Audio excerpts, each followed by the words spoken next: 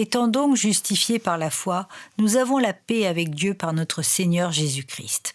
Romains chapitre 5, verset 1. Dans le plan du salut, la doctrine de la foi occupe une place centrale, au point que tous les bienfaits qui découlent de l'expiation accomplie par Christ parviennent à l'individu par la porte de la foi.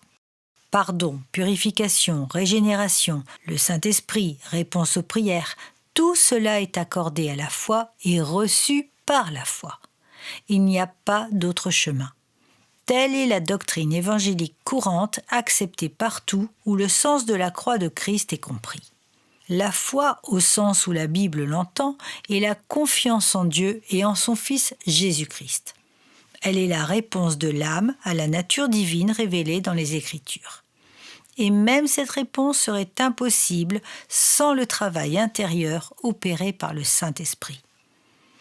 La foi est un don de Dieu à l'âme repentante, et elle n'a rien à voir avec les sens ou avec les données que ceux-ci communiquent.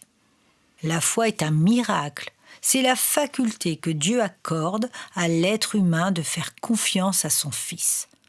Tout ce qui ne se traduit pas en actes, conformes à la volonté de Dieu, ne procède pas de la foi, mais plutôt du manque de foi.